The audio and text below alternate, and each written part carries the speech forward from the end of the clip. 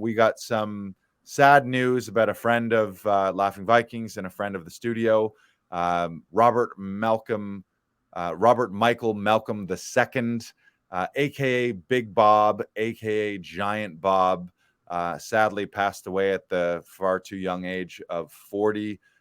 We found it out last week. Actually, it was a crazy experience how I found out. I was out with some friends on Halloween Saturday, which I guess was the 29th. And Bob bounces at a local after hours club in Toronto. And we were really close to that area. And I was with another friend of his, Steve Hobbs, who's a fantastic actor and comedian. And I happened to bump into him, Steve, and we were real close. So we were like, why don't we go over to the after hours and say hi to Bob? I hadn't seen Bob since early pandemic. And we got to the door and I was like, hey, is Big Bob working here tonight? And the other bouncer that was there said, actually, Big Bob died of a heart attack last night. So it was such a crazy, surreal experience to be in one of Bob's home away from homes, expecting to see him. I had texted him on the way too, like, hey, Bobby, are you going to be working tonight? We're going to pop by and say hello. And didn't get a reply from him, obviously. And then bam, got punched in the face with that news. So just to share, I wanted to just share a little bit about Bob. First of all, his name, Big Bob, he was a giant. He was, I believe, 6'11", 7 feet, about 400 pounds, literally looked like Andre the Giant or Big Show or a WWE wrestler. And how I met him, myself and Trevor Ketchison were part of an ensemble cast for a show called The Movie Experience, put on by a company called The Secret Sessions. And we did a production of The Princess Bride. And the cool thing about these productions is they're a hybrid of, you'd go and people would buy tickets and it's this immersive experience. You walk in and you mix and mingle. They had set pieces all set up around the venue. Then the movie starts, but then they pause the movie and then the real characters played by us, the actors, come out on stage and we would reenact the scene, but like exactly word perfect, beat perfect, exactly move perfect, up to including the sword fight and all the fantastic things that happen in Princess Bride. And Bob was cast, of course, as Fezzik, Andre the Giant's beloved character. And Bob fucking crushed it. Like it really made the whole performance, because how do you have an actor play Andre the Giant's character who is not a giant? And we had this larger than life man. So he was brilliant. That was his first ever on stage acting performance. He was a punk rocker and he was a bouncer, but didn't have any experience as an actor. And then what had happened, Luna is, I don't know if you can hear, Luna is snoring up a fucking storm right here. Luna, be quiet. We're trying to tell a story.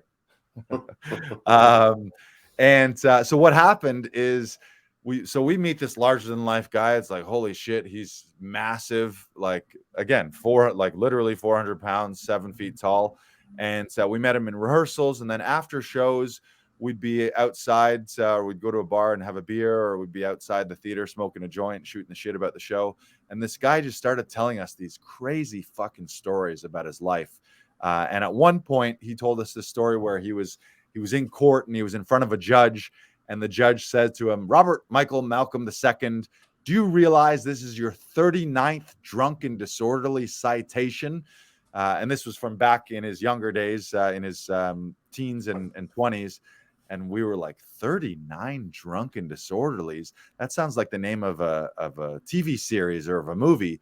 So Trevor and I were like, we got to hear more about these stories. So we started talking with Bob about the idea of putting together a pitch package where we would put together a series Bible about his crazy stories, because he was a punk rocker, he was a bouncer, he was always involved in kind of what you'd call the darker side of life in these after hours clubs. He was a real enigma, like kind of off the grid type guy, wasn't on social media at all, but legendary in the fact that if you were to describe him to people, they'd be like, oh, I know that guy, or they knew him from the punk rock world, or they knew him as this giant bouncer that they one time experienced, or maybe they were involved in a fight or a scuffle, and Bob was the guy that was breaking up the fight. Occasionally, maybe Bob was the guy starting the fight as well, if it wasn't while he was working. But this real enigma of a guy. So we started talking, and then we were like, how are we going to flush all these stories out? We started to have a couple writers' meetings, And then Trevor and I said, we were like, why don't we do this as a podcast? We'll have a podcast where we get Bob to tell his crazy stories, and then we can flush the stories out of the podcast to then put together the next step to put together a series Bible and a pitch package to put together a show. So we actually did that for about a year. I think we ended up doing 38 episodes, which is interesting given the title of 39 Drunken Disorderlies. We were one shy of 39, but we flushed out all these crazy stories of Bob. And one of his favorite things Bob would say is, he said, I would never advocate a life of sex, drugs, and rock and roll to anyone, but it's worked for me.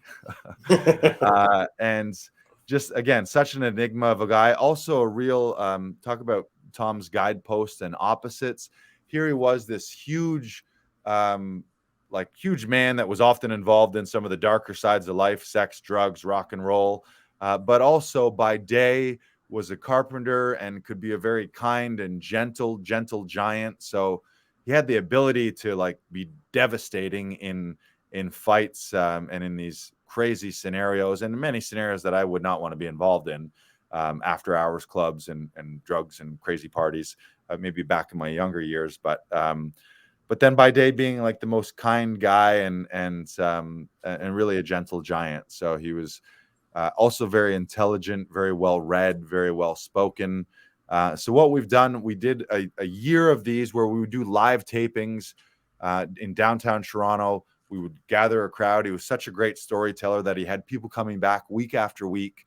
And really now the cool thing is we have like 40 plus hours of Bob telling these crazy stories, which is really, I think, going to be the number one thing that's left of him, because he wasn't on social media. So I'm really proud of us for putting this together. Really grateful that we have this memory of him. Again, controversial character as well. But I mean, nobody's perfect in their life, and we all have our ups and downs, and we all have the good stuff in our life, and we all have the dark side of our life. So what I thought we'd do is we'd share. We've got a clip.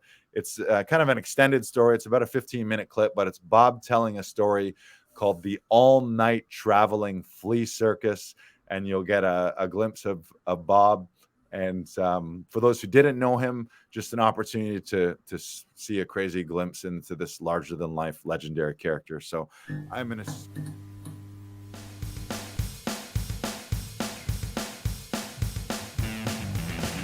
Right, 39, drunken disorderlies, 39, drunken disorderlies, 39, drunken disorderlies, 39, drunken disorderlies, 39, 39, 39, drunken disorderlies, 39, 39, 39, drunken disorderlies, 39, 39. Right on! Everyone, thank you very much. Welcome to Bar 1830. Once again, you guys are a lovely audience. I can see most of you. Yes, indeed.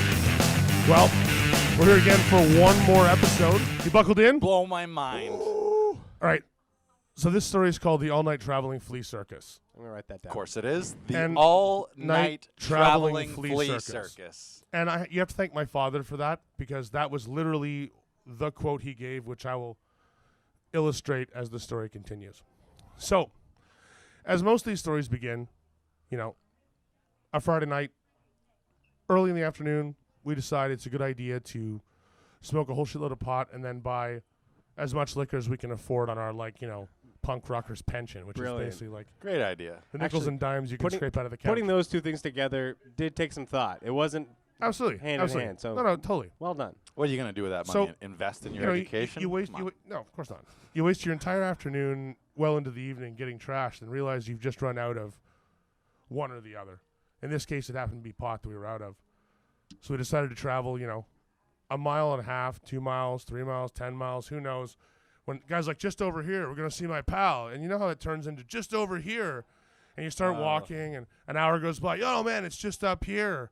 A little further. We'll be there, man. 2 hours go by. You're still wasted. You're driving up the street. Just screwed. Completely fucked up. Right? Well, my friends and I saw another group of gentlemen coming down the road on the opposite side of the street. And they were looking over at us, staggering wasted up the street, and decided they were, going to make fun of us because of our dress. We're punk rocker guys, sort of dirty clothing. So these dudes were like, oh, look at the queers on the other side of the street over there. But we could hear them yelling. which is odd because you'd think a bunch of big dudes on one side of the street, if they weren't sure they were going to get into a fight, would be a little quieter. I don't know. Well, but what were they yelling from? What kind of attire? What were they dressed? Like, sort of jock dudes in the beaches. I mean, I grew up in the East End. I don't know if you know what it was like in the East End in the 90s, but there was just no real diversity of individuals. It was like, you had like dudes in khakis with ball caps who were huge assholes to everybody all the time. Fucking jocks versus the punk rocks, man. Pretty much. Tale as old as time. Yeah, it really is. It's tale as old as time. And it's stupidly stereotypical, but I mean, it's just exactly how it goes. Yeah. So I start calling these guys out, and I'm the drunkest of my friends at the time. And my friend's like, no, come on. There's a bunch of these guys over there. Just chill out. And I'm like, yo, whatever. No, you're talking shit about us and blah, blah, blah. And I won't let it go. And it's one of those times when I knew I could win the fight. Right? I'm like, yeah, there's 6 of them, and I know my friends are not going to help me very much in this one. But I'm going to go for it anyway. I got this. So I start screaming insults, and these 4 or 5 guys come across the street. And, the guys I was with, I guess I have to describe them for you to fully understand what I'm talking about. My best friend, Rich, is about 6 feet maybe, 5'11", weighs maybe 110 pounds soaking wet. Oh, no. And my buddy Nick is about same height, maybe a little skinnier. Both these guys are liquored up, and they got the balls. They're ready for the fight. Like, they want it. They're going to go. But there's really no chance of that happening. You know what I mean? Like, they have any experience whatsoever? They just kind of sort of roaring. Sort of. You guys kind of scrapped, sort right? of a little bit, yeah. But I mean, like, being that drunk and also being that small, I basically picked a fight they couldn't win and decided I'm gonna win it myself. So these guys start going with me, and I'm like, pulling my Superman moves out. Like, I've got this. And it's actually, for a moment, like, pretty impressive. What are some of your moves? You have some go-to moves? Yeah, it's nothing particular. But anyway, I punched the one guy so hard that he sort of spun around and fell down. But I was up on 1 foot. The old spin and fall. But I was totally, this is not like professional. I was like drunk as fuck. So I'm up on 1 foot, way off balance. Drunken fist. And so I grabbed this other guy, and I decided I'm going to like try and hyper knee bash him in the face, right? So I pulled his head down and I drive the knee up, but I'm still like off balance. And so he goes flying over there, but I fall over and land on one of these little picket fences that ropes off a lawn, right? Oh, God. Anyway, I knock myself out. Like, because I'm like, oh, you can! And I just kind of like fall down on this little fence. Little Mortal Kombat, like Street Fighter going on. And I go right through this fence and knock myself out. And these guys decide, well, we got our chance. We're going to apply like running shoes to the back of this guy's head and kick the shit out of him. We can. So I kind of sort of turtle half asleep, and these guys are just laying running shoes across the back of my head. I must have been kicked 50 or 60 times. But the problem is, this is the same fucking gear that they released the like super thick Air Jordan like double spring like safety shoes. Oh my God, that's hilarious. So when you're stepping and stomping on someone and you're like orthopedic happy wear, really like the reason people wear like, combat boots in combat is not just to protect your feet from landmines. It's so when you kick something, they notice, right? But if you're wearing like literally like pads for your feet, you could, the pillows. Yeah, exactly. You've put on like giant fluffy slippers, and now you're going. People are pillowing you. They were just giving you like a very like comfortable scalp massage. Well, no, I was bruised. I was bruised, but the thing is, for the amount of kicks that I took, and there's a woman in her apartment calling the police, watching these guys like rain blows down, and it looks like they're just killing this guy in the street. Right? Well, my one friend who tries to engage comes running in. He has his chain on his wallet, right? So he's going to whip his wallet chain out and like show these fuckers like, classic punk rock combat. Out comes the chain. Right. Problem is, what's on the chain? We don't know, right? Well, no, it's like his wallet attached to the chain. He's going to whip them with the chain. The problem is he leads with the wallet end, not with the clip end. And so the centrifugal force pulls the chain out of his hand, and he basically just throws his wallet at this guy. Right? So I see my rescuer, and his wallet goes bing off the back of this dude who looks over and is like, what the fuck was that? And he's like, that's all he's got. Like, the chain's gone, wallet's gone. So he goes, whew, and throws his dukes up, and the guy walks over and just pushes him onto the lawn like, what the fuck? You know what I mean? Stay out of this. We're going to kick this guy to death with our slippers. We've got this. Did the guy keep his wallet? No. It bounced off like under some parked car. I don't even know what hit him. I'm sure the guy had no idea there was just an attempted walleting. Like, he had no clue what hit him. He's like, something went path off my back in the middle of this fight. And I looked around and there was nothing there except the little skinny guy going, right? My other friend doesn't, my best friend doesn't even bother. He knows. He knows this whole fighting thing's just not going to work. So he tells them the one simple truth. He's like, you haven't heard him yet. He fell down.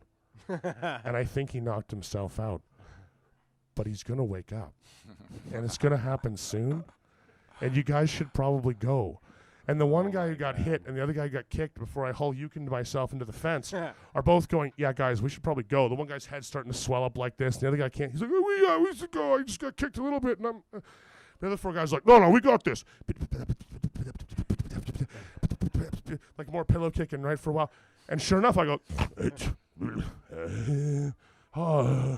I look, I see his feet, and I'm like, feet. And I start reaching up, trying to drag myself up the guys that are pathing away, these little slippery feet. And that's when the other 4 guys realized, that skinny dude wasn't joking. Like, this dude's waking up. And we didn't hurt him at all. Like, he fell down and went to sleep because he's drunk. He's going to get back up. Something's going to happen. So they bolt into this ravine off of Kingston Road and take off. This is a big series of ravines that runs from, like, the Danforth all the way to Lakeshore and, like, beyond. You know what I mean? So these guys bolt in this ravine. You're in a fucked up situation where you got to run into a ravine to get away from something. Let's escape and go into the ravine. Quick, into the ravine. That's never a good thing to say. So yeah, I wake up and I'm looking around like all groggy. I'm like, where'd these fucking guys go? Where'd they go? And my buddy, they look at each other and they're both like, hey, we're spent, we're done, we're not doing this. They're like, yeah, they jumped into a cab and they fucked off, man. They're gone. Like, they're nowhere nearby. You couldn't possibly catch them. They're not around here at all. They're gone. Like, don't try running through the ravine or anything. They're not there. Like, don't worry. This not going to happen. As he points towards the ravine, don't go. I swear I swear they're not down there. But luckily for them, like I said, I was mashed, and I'd already fallen down and gone to sleep once. So I was like, okay, I believe you, but I'm still super angry. So I start yelling. Like, you fucking bastards! If I find you, I'm going to kill you! At the top of my lungs. The ether? Like, just roaring into the night, right? It's like that wide shot where you see the village and then birds come out of the forest. Yeah, exactly. And, like, mothers. Well, lights start going on in the apartment building across the street. And my friend's like, guy, we gotta fuck out of here. I'm like, what the fuck are you doing? We gotta go. What did you yell again? Say it again. I'm like, if I find you, I'm going to kill you. And the thing is, it's so loud and it's so roaring. Like, I'm not gonna be pretty loud when I want to. That I know now, knowing that these guys had just run into the ravine like 200 yards behind me, they could all obviously hear me. So they're running through the bushes in the middle of the night like, oh shit, there's a giant out there. If I find you, I'm going to kill you. And they're like, oh shit, like, shh, bushes in the face. We paffed him for a while. Now he's going to kill us, right? So you getting this, animators? That's what we're doing right now. We carry on. We carry on to our destination of Buddy's pot dealer. 10 million miles away. This is all on the journey for pot, by the way. Yeah, literally. We just wanted to go and smoke some dope, man. And they say dope never hurt anybody, and it didn't. Stupidity hurt people. And it was the lack of dopes, because you had no dope. So all of a sudden, this ambulance pulls up along behind us as we're walking along, right? Now, I don't realize this, but I split my face open on this little fence when I landed on it, and I've been bleeding for a while. What a self-destruction. Yeah, it was completely ridiculously one-sided, me hurting myself and then being mad about it. And while trying to fight 6 So these medics show up and they're like, excuse me, we had this 911 call. There's like some incident here with like violence and stuff, and you look like you might be injured, sir. And I'm like, I'm fine, go away. It's like my face is completely caked in blood. I'm like, I'm fine, just fine. And the police show up with right after the ambulance. They're like, no, you don't look like you're fine. We should have a chat. And I was working as a mall security guard at the time. And I don't know how I thought this was going to defend me from prosecution, but I whip out like my mall security license, and I'm like, I don't need your shit. I'm a security guard. And my friends are like, he's a little upset. Like he fell down and he fell and hit his head. Yeah, he fell down and hurt himself. Like he's fine. Like, well, do you need to ride to the hospital, sir, to get medically checked out? I'm like, no, I think I'm fine. I've walked this far. I haven't died. I think I'm cool. Like it's good. Give me some wet naps. I'll be on my way. And the guy's like, well, was there an altercation of some kind? And my friends are like, no. And I'm like, no. And they're like, well, we have like 35 witnesses in this apartment building across the street down there that disagree with you. So what's up? What happened? I'm like, these guys called us queer and tried to fight us. They're totally intolerant. We had no choice. We had to fight back. And the cop's like, that sounds rehearsed. And I'm like, no, it just makes sense, doesn't it? Right? So they let us go. I mean, he's like, again, here's some wet naps. Like, beat it, fuckos. Like, you don't have a concussion. There's no stitches required. You fell on a fence, and like, no one's actually lying in the street hurt anymore. You're just yelling at people, and you're a security guard. So, carry on, you know. And we get to my buddy's dealer's place, and his mom opens the back door because that's how it always works, right? You knock on some shady door, and some middle-aged woman opens the door. Johnny, yeah, he's in the basement. Yeah, I'll get him. You know what I mean? So I knock on the door. Door opens. She's like, "What the fuck happened to your face?" You listening, Tarantino? And I was like, "Yeah, I fell on a fence." Blah blah blah. So anyway, I got home, and apparently the police had taken my information. They called my mother, and had been like, "Yeah, your son apparently got kicked in the head like 56 times and blah, blah, blah." So I walk in all wasted, like 4 o'clock in the morning, like expecting just to go straight to bed. Like, yeah, this is a stupid night. I was retarded. Like, let's just end this. And she flips out. She's like, "You have to go to the emergency room. You might have a concussion. Like, we are not sitting in this house where you like look at you and blah." I'm like, "I fell on a fence, Mom. Like, it stabbed me in the face. Just a fence." Right.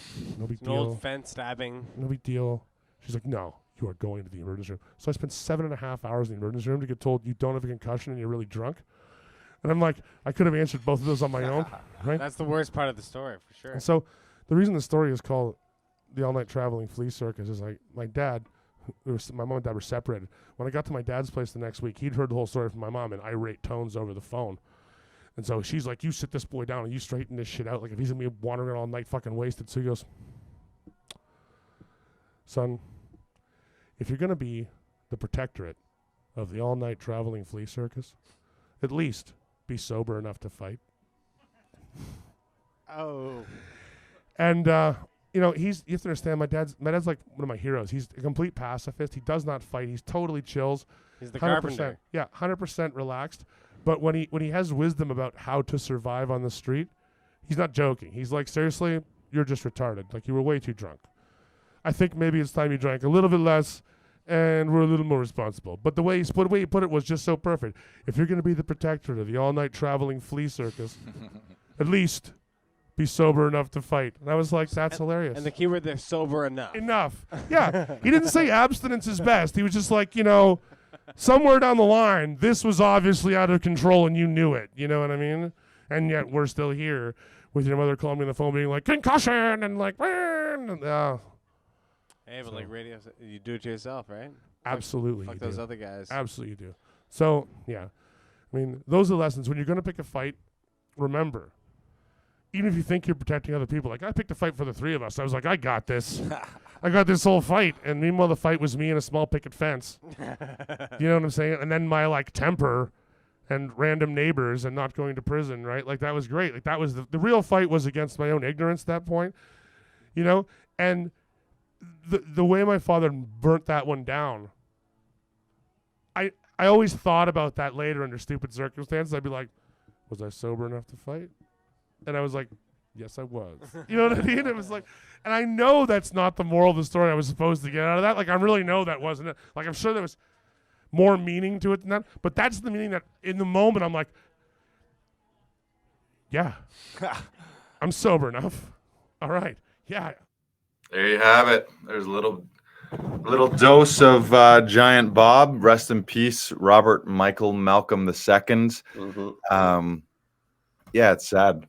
Sad to see him go. And the interesting thing about him is he was always one of those guys. You sometimes meet these kind of people where their whole ethos and being is one of not expecting to live to old age. Like he was like, he almost felt like he was lucky to even, I mean, he was in many ways lucky to be alive as long as he can. He'd been stabbed 3 times.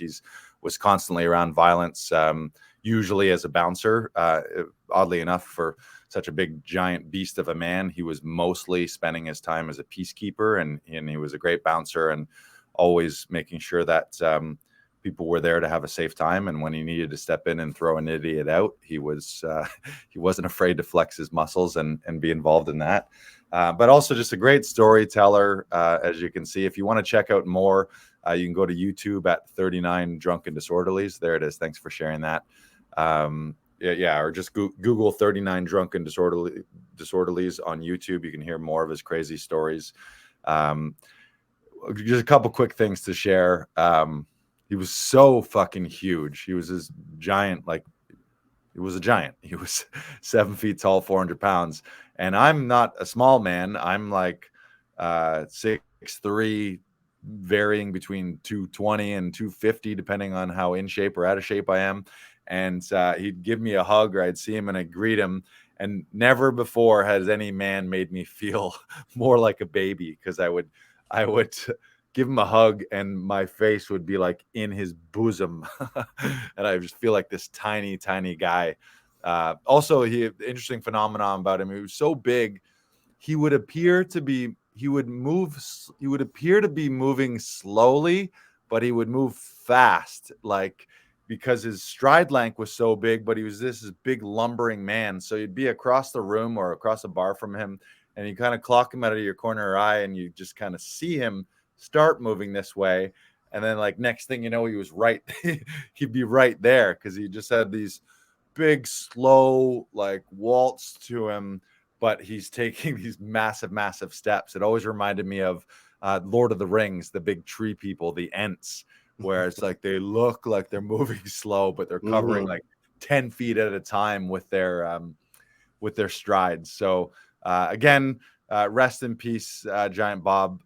There's a celebration of life tonight, Wednesday, November 9th, at the Monarch Tavern, which is one of the places that he used to bounce at. It's at 12 Clinton in Little Italy. Thanks for sharing that. If you want to come out and see some people there. And I think the thing that I would say too is to everyone is, you never know how long any of us have, right? And it's emotional to talk about it, but we all expect and we all hope the best, that we're going to live 80, 90 years.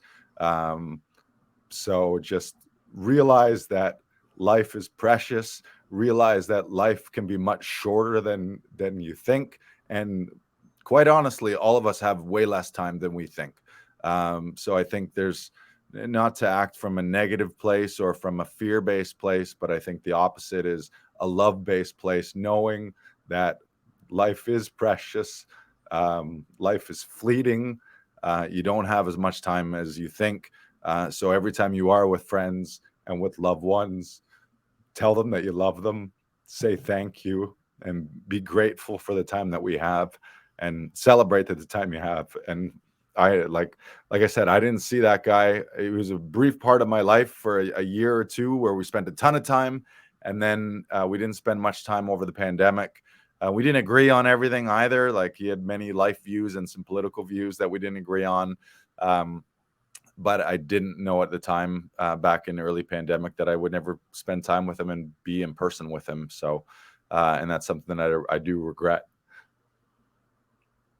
So just, yeah, spend time with people and do your best to enjoy your life. And yeah, you never know how long you got. So use the time that you have, and just understand that life is precious and life is fleeting.